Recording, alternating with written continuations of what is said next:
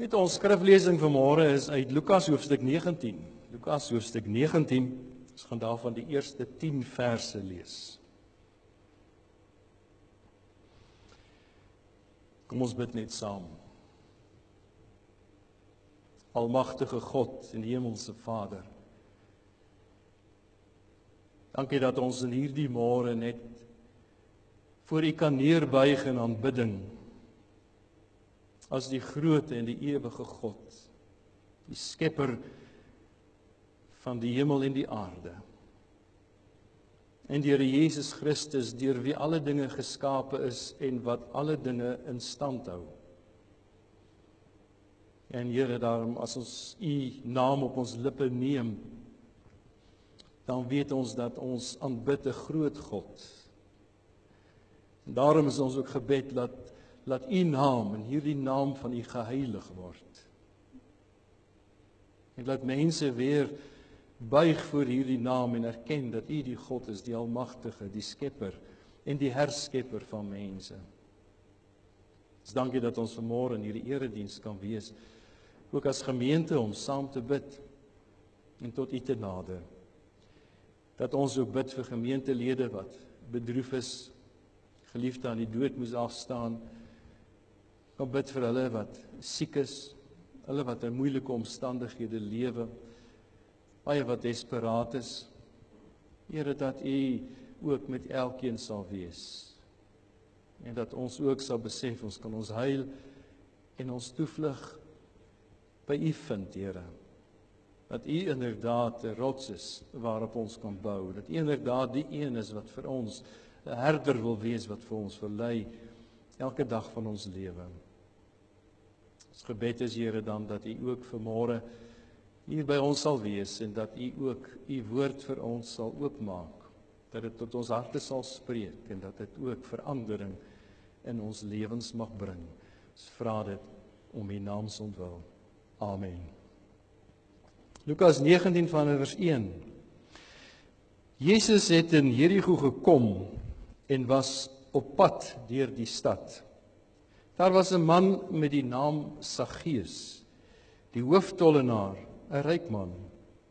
Hy het geprobeer om Jesus te sien, maar weens die skare kon hy nie, omdat hy te kort was. Hy hardloop toe vooruit en klim in 'n wilde vyeboom om Jesus te kan sien, want hy sou daar verbygaan. Toe Jesus by die plek kom, kyk hy op en sê vir hom: Saggeus, kom gou af, want ek moet vandag in jou huis tuis gaan. Hy het toe gou afgeklim en Jesus met blydskap ontvang. Almal wat dit gesien het, het beswaar gemaak en gesê: hy gaan by 'n sondige man tuis. Maar Saggeus het opgestaan en vir die Here gesê: Here, ek gaan die helfte van my goed vir die armes gee. En waar ek iets van iemand afgepers het, gee ek dit 4-dubbel terug. Daarop sê Jesus: vandag het daar redding vir hierdie huis gekom. Ook hierdie man is 'n kind van Abraham. Die seun van die mens het immers gekom om te soek en te red wat verlore is. Tot sover die woord van die Here.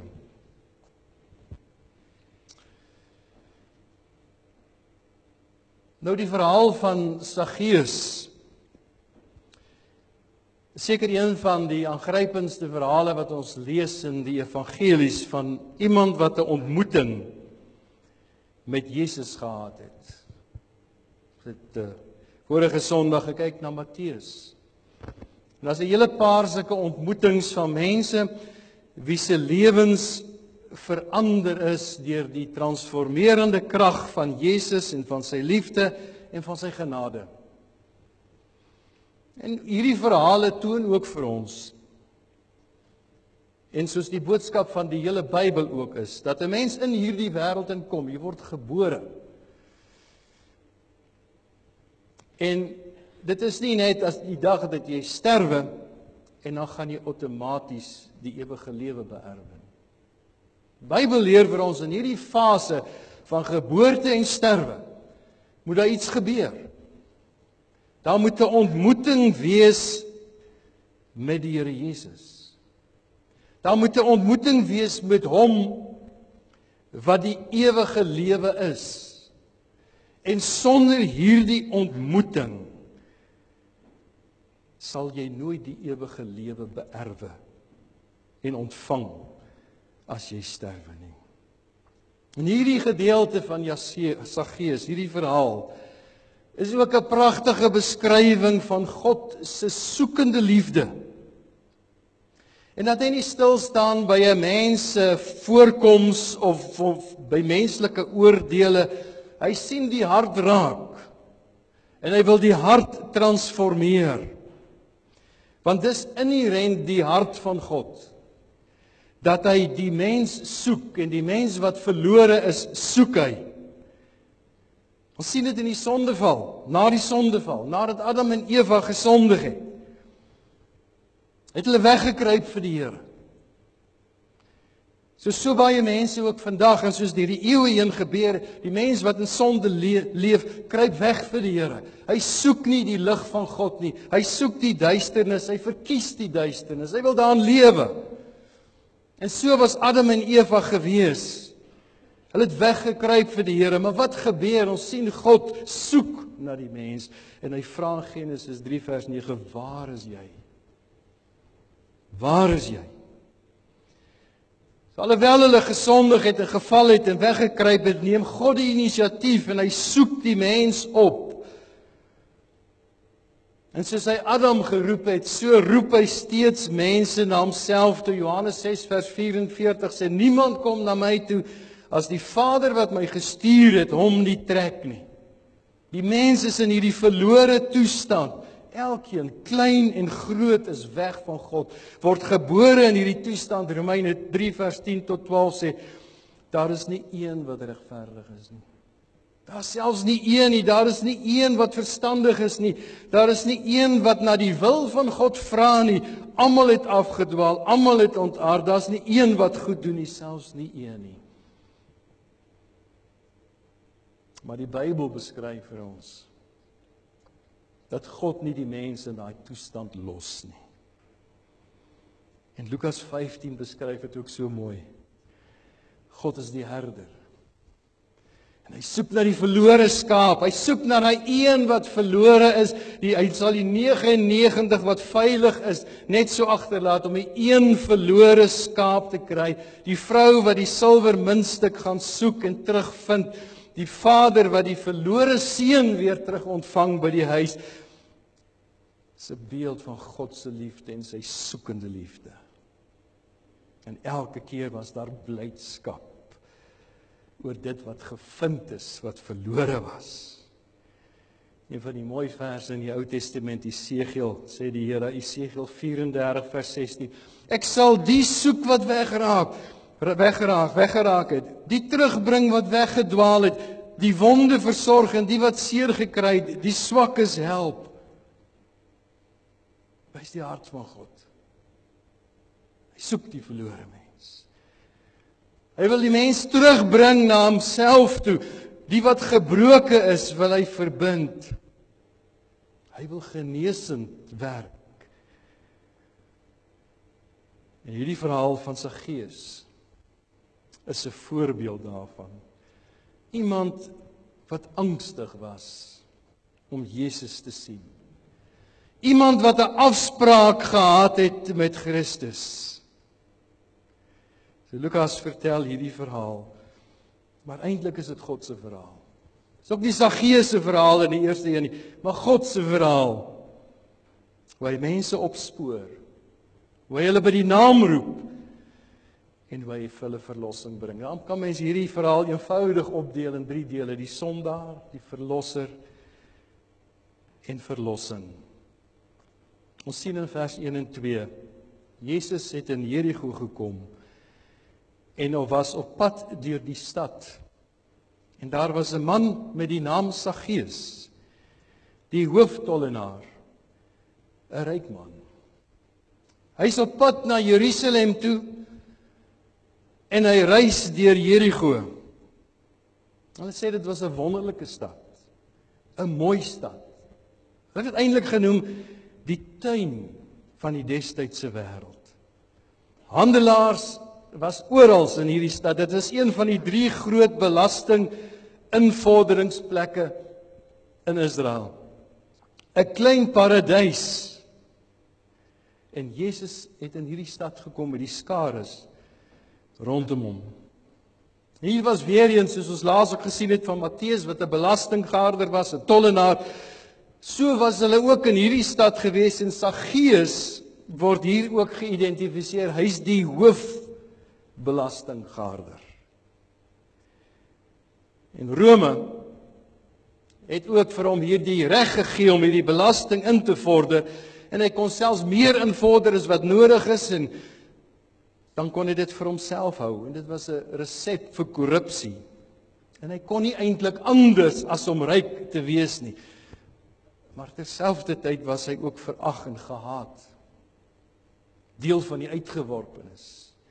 Kon nie die sinagoges bywoon nie.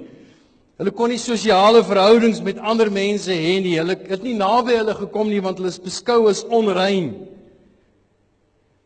So die enigstes met wie hulle geassosieer het, was die ander groep mense van tollenaars en sondaars, wat mens dikwels in die bediening van Jesus ook gekry het. En dit is juist hierdie soort mense na wie Jesus uitgereik het. Hulle het soms selfs beledigend van Jesus gepraat as die vriend van tollenaars en sondaars. Nou die man in hierdie verhaal, sy naam is Saggeus. En sy pa en sy ma het miskien goeie voornemens gehad toe hy gedoop was of gebore was. Sy naam beteken skoon, onskuldig en regverdig. Maar hierdie mooi ideale van die ouers het nie uitgewerk nie en sy lewe het heel anders te verloop en hy was die onreine, die skuldige, die onregverdige. Het is interessant dat Lukas hom hierdie naam gee, miskien om hom te identifiseer. Die kerkgeskiedenis vertel vir ons Clement van Alexandrië, een van die kerkvaders het gesê dat hierdie Saggeus later 'n prominente Christen leier sou word en 'n leier van die kerk in Caesarea. Maar dis die kerkgeskiedenis. Sy hooftollenaar. So almal wat ingevorder het, moes by hom inbetaal. En daar was baie van hulle. Elkeen het hulle deel betaal en hy het nog miskien ekstra gekry van elkeen ook. So hy was ryk. 'n Kombinasie van wettige en onwettige aktiwiteite. 'n Selfonderhoudende mens. En die mense het hom as 'n sondaar gesien. Vers 3 sê: hierdie Saggeus het probeer om Jesus te sien. Maar weens die skare kon hy nie, omdat hy te kort was. Die vers sê hy was geïnteresseerd in Jesus. Hy het probeer om hom te sien, hy het 'n innerlike honger gehad. Hy het gehoor miskien van hierdie Jesus en die belangstelling is in hom gekweek en hy het 'n drang gehad, hy wou graag Jesus sien en miskien het die Heilige Gees dit in sy hart gewerk. Ek wil Jesus sien. Wat 'n geweldige behoefte, wat 'n geweldige wonderwerk, dat daar in iemand se hart hierdie drang is, hierdie dringendheid, ek wil Jesus sien. Hy het miskien as mens hierdie onrustigheid en ontevrede hart gehad, hy het geweet hy is vervreemd van God. Hy het geld en mag gehad, maar hy self was leeg, hy het geweet hy het nie die ewige lewe nie, hy het geweet hy was oorlaai van skuld en sonde. Maar die Here het hom raak gesien en die Heilige Gees het in sy hart gewerk op die regte tyd en op die regte plek. Hy was nie in staat om Jesus te sien nie, sê hierdie teks. Want daar was te veel mense rondom Jesus en hy was klein en kort. Hy kon nie deur hulle sien nie. Hulle was te dig teen mekaar gewees. En dat hierdie hindernisse vir ons ook ietsie simboliseer van baie mense wat struikelblokke ervaar om by Jesus uit te kom. Baie mense kom nie by die Here uit nie, want hulle sonde en hulle skaamte daaroor verhinder hulle. Hulle dink aan ander mense se menings. Wat gaan hierdie een sê? Wat gaan daai een sê? Selfs godsdienstige tradisies. Wat gaan mense sê as ek dit doen? Dit val nie in hierdie tradisie in nie. Verhinder hulle om Jesus regtig te ontmoet. En partykeer is daar ook ander Christene wat hulle visie versper. Mense wat sê hulle is Christene, maar nie leef soos Christene nie, staan dikwels in die pad dat mense nie vir Jesus kan sien nie. Maar hy's gedetermineerd. En hy gooi alle skaamte oorboord. En hy laat nie toe verder dat die menings en die oordeele van ander hom verhinder om by Jesus te kom nie. Al sy selfverdediging, al sy selfbewustheid gooi hy oorboord. En hy kom uit sy lae profiel lewe uit en hy wil Jesus sien. Vers 4 sê, hy hardloop toe vooruit en klim in 'n wilde vye boom om Jesus te kan sien, want hy sou daar verbygaan. Hier sien ons hoe Saggeus nie net 'n oppervlakkige belangstelling in Jesus gehad het nie, maar 'n sterk begeerte. Hy het gesoek. Jeremia 29 vers 14 sê, baie belangrike vers, en julle sal my soek en vind, as julle na my vra met julle hele hart, en ek sal my deur julle laat vind, spreek die Here, en julle lot sal verander. Die rede waarom baie mense nooit by die Here uitkom nie, daar's geen dringendheid nie. Dit is so oppervlakkige belangstelling, so oppervlakkige soek, so terloops mag dit wees dat ek die Here vind. Nee, Saggeus het 'n dringendheid gehad, soos Jeremia 14 sê, hy het gesê, hy soek met sy hele hart. Die Here sê, dis die een wat my sal vind. Nie die oppervlakkige een, nie die halfhartige een nie, maar hy wat my soek met sy hele hart. Hy sal my vind. Ek sal sy lot verander. Dit is miskien 'n vernederende aksie vir hom, hierdie ryk en gesiene man, om daar in die boom te klim. Toe in sy nederigheid. Weet, as daar een ding kerkvader Augustinus gesê is, daar een eienskap is van die Christense lewe, as dit nederigheid, en ten tweede nederigheid, en ten derde nederigheid. Hy wat nie bereid is om te buig nie. Hy wat nie bereid is om homself te verneder voor God nie, sal hom nooit werklik vind nie. Laeboom miskien met lae takke, die wilde vye boom, die kort mannetjie, ek kom maklik inklim daar. En vers 5 sê vir ons, toe Jesus by die plek kom, kyk hy op en sê vir hom, Saggeus, kom gou af, want ek moet vandag in jou huis tuis gaan. So belangrike dinge van die roeping van die Here. Hier sien ons dit. Dit was die eerste plek Saggeus, miskien wat vir Jesus gesien het. Maar Jesus sien vir Saggeus. Die Here sal elkeen sien, wat soos 'n Saggeus hierdie dringendheid het om hom te ontmoet. Hy sal hom nooit verbygaan nie. Dit wys vir ons hierdie soewereine genade van God in die redding van sondaar mense. Dit is God wat die inisiatief neem, en hy roep hom by die naam, Saggeus, hy ken hom by die naam. Johannes 10 vers 3 sê Jesus, hy roep sy eie skape by die naam en lei hulle uit. Die Here ken die wat werklik aan hom behoort. Hy ken hulle by die naam. Hy sê Saggeus. En Jesus sê, maak gou, klim af. Sien daar die dringendheid. Die dringendheid.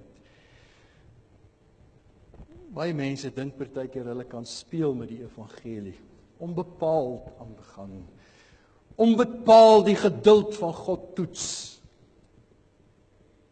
Maar die evangelie vereis reaksie. Onmiddellike reaksie. As die Here vir Saggeus sê, klim af. Nou het hy hom geroep, op hierdie tyd, op hierdie oomblik, as die Here jou roep. Hebreërs sê, die Heilige Gees sê, vandag, as jy sy stem hoor. Vandag, as jy sy stem hoor, verhard jou hart nie. Jesus sê, vandag moet ek in jou huis bly. Wonderlik hierdie woord moet. Amper dieselfde woord wat Jesus op 'n stadium gebruik vir die kruisiging. Ek moet gaan. Ek moet na Golgotha gaan. Ek moet hierdie pad van lyding stap. En dat Jesus vir hierdie Saggeus sê, ek moet vandag by jou aan huis gaan. Hy wil in sy hart. Hy wil in sy lewe gaan woon. Hy wil in sy huis tuis gaan. Die Here ook sê, so wil hy ook eintlik in elkeen van ons se hart woon. Hy wil jou lewe verander. Hy wil jou nuut maak. Hy kom by jou verby. Hy roep jou by jou naam. Vers 6 sê, hy het jou gou afgeklim. En Jesus met blydskap ontvang. Hy het gou afgeklim. Daar was 'n onmiddellike reaksie, hierdie soeke in hom, hierdie verlange in hom, hierdie leegheid van hom het gesien, hier is die Here van my lewe. En toe Jesus hom roep, het hy nie langer gewag, getwyfel nie, maar gehoorsaam. Dit weerspieël eintlik die houding van ware disippelskap. Ware disippelskap sê nie, ek moet eers dit gaan doen, ek moet eers daardie ding gaan, ek moet eers daardie. As Jesus sê, volg my, dan staan hy op en hy volg. En sy reaksie, en dit is so mooi eintlik om te sien, was nie uit vrees of skuldgevoelens nie, maar uit blydskap. Blydskap. Genade het sy hart aangeraak. As genade jou aanraak, is daar blydskap. Dis waarom toe daai vrou die verlore penning vind, is daar blydskap. Toe die verlore skaap gevind was daar blydskap. En hier by Saggeus, hy het met blydskap. Die evangelie is nie 'n hartseer saak, 'n treurige saak nie, dis 'n saak van blydskap. Psalm 16 vers 11 sê, in u teenwoordigheid is daar volheid van vreugde. En Saggeus het hierdie vreugde ervaar wanneer hy Jesus in sy huis innooi. In vers 7 sê, en toe almal dit sien, het hulle gemurmureer en gesê hy het by 'n sondige man tuis gegaan. So die kontras, die reaksie van die skare, so anders as God se hart. Die mense se hart is so dikwels anders as God se hart. En hulle murmureer omdat Jesus 'n sondaar ontvang. Die mense ken Saggeus se verlede en hulle het nie nou die veranderinge herken nie. Amper soos die ouer broer in die gelykenis van die verlore seun. Toe die pa die verlore seun so verwelkom en tuis terug ontvang, is die oudste seun ontsteld. Selfsugtig. Hoekom het ek nie ontvang wat hy gekry het nie? Sien nie die genadewerke, verstaan nie die genadewerk van God nie. Vers 8 sê, maar Saggeus het gaan staan en aan die Here gesê, Here, kyk, die helfte van my goed gee ek vir die armes, en as ek van iemand afgepers het, gee ek ook 4 dubbel terug. Dit was die reaksie op sy bekering. Daar was onmiddellik 'n innerlike verandering. Die uiterlike impak van die evangelie op sy lewe het hom innerlik ook gaan verander. Hier staan, hy het gaan staan, asof hy 'n vaste en 'n besliste aksie neem, 'n openbare standpunt inneem. Hy spreek Jesus aan as Here. Hy erken daardeur die heerskappy van Christus oor sy lewe. Hy sê, die helfte van my besittings sal ek vir die armes gee, daad van liefdadigheid en opoffering. Hy gaan nie verder, of hy gaan verder ook met sy vrygewigheid. Hy wil ook die onregte herstel. Hy het nie net sy skuld bely nie, maar ook verander. Was nie net iets emosioneels nie, maar sy lewenstyl was getransformeer. Jakobus 2 vers 17 sê, so is ook die geloof. As dit geen werke het nie, is dit op sigself dood. Want hierdie verhaal van Saggeus vir mense wys, 'n ontmoeting met Jesus verander jou van binne na buite. God transformeer 'n lewe wat in kontak was met hom. Vers 9 sê, toe sê Jesus aan hom, vandag het daar redding vir hierdie man, vir hierdie huis gekom. Aangesien hierdie man ook 'n seun van Abraham is. Dat Jesus deur sy woorde onmiddellik sê, hier het 'n egte verandering plaasgevind. Vandag, dat Jesus sê, hierdie hart van hierdie man het hierdie oomblik verander, vir ewig. Vandag, dis 'n onmiddellike realiteit. Verlossing is iets wat plaasvind in 'n mens se lewe, wat onmiddellik is, partykeer oor 'n tydperk ervaar kan word en uitspeel, maar dit het ewigheidswaarde van daardie moment wat hy lewe in Christus ontvang. Dat Jesus sê, vandag het daar redding vir hierdie huis gekom, want hy is ook 'n seun van Abraham. Hy was 'n natuurlike, etniese Jood, 'n seun van Abraham, maar Jesus sê, nou is hy dit geestelik ook. Deur die ware geloof. So was sy transformasie.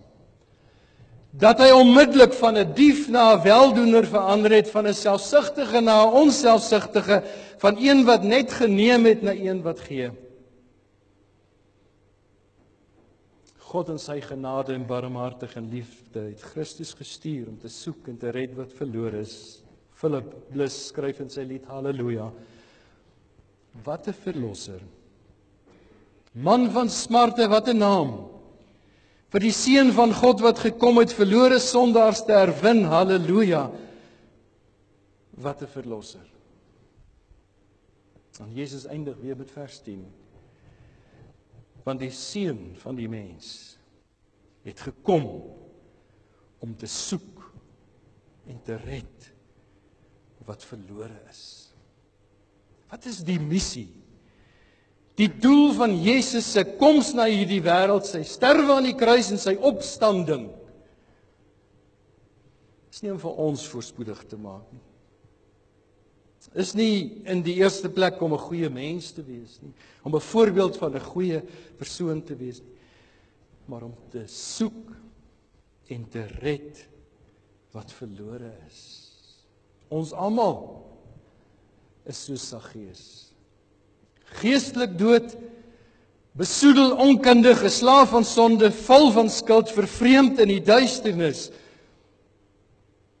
Maar Jesus het gekom om aan die kruis te sterf, om vir sulke mense lewe te gee. Jesaja 61 vers 3 sê, sy praat oor die koms van Christus. Hy het gekom om vir die treurendes in Sion te beskik en aan hulle te gee 'n sieraad vir as. Die Engels vertaal dit eintlik mooi, beauty for ashes. Al wat ons eintlik as mens het is as. Maar God wil vir ons 'n skoonheid gee. Vreugdeolie vir treurigheid, 'n gewaad van lof vir 'n verslae gees, sodat hulle genoem kan word ter 'n binte van geregtigheid, 'n planting van die Here tot sy heerlikheid. Sluit af met die woorde van die mooi Engelse hymn. Ek het dit altyd so graag gesing. And can it be? Van Charles Wesley. Een van die verse skryf hy: Fast bound in sin and nature's night, thine eye diffused the quickening ray. I woke in dungeon, flamed with light. My chains fell off, my heart was free. I rose and went forth and followed thee. Hy sê ek was in hierdie tronk van duisternis, maar die lig het deurgeskyn. God se lig. Die kettinge het afgeval, my hart was vry, ek het opgestaan en ek kon uitbeweeg en Jesus volg. Dit is miskien baie Saggeuse wat ook so in die bome sit. Kyk of hulle Jesus kan sien. En dat hierdie verhaal ook vir een van my wil sê, vandag wil sê, die Here sien jou ook raak. En hy wil ook jou naam roep, en hy roep ook jou naam, en dat hy ook vir jou wil vra en sê, ek wil in jou huis kom, ek wil in jou lewe kom, ek wil vir jou verlossing bring. Die vraag is net, sal jy jou hart ook vir hom oopmaak, of jy jonk of oud is, en sal jy hom met blydskap ontvang. Amen. Ons bid saam. Here, ons dankie dat ons in hierdie verhaal maar net 'n beeld kan sien wat U deur die Heilige Gees vir ons ook vanmôre voorhou van 'n hemelse herder wat soek na verlorenes. 'n Hemelse herder wat graag sy skape wil bymekaar maak, die wat aan hom behoort, wat hy by die naam ken. Dat U graag in ons wil woon, dat U ons graag wil transformeer soos 'n Saggeus. En dat die roepstem tot redding is vandag. Gee Here, dat ons hierdie roepstem nie sal verontagsaam nie, maar as dit sal hoor, en dat ons sal opstaan, en U volg. Ons vra dit om U naam se ontwil. Amen.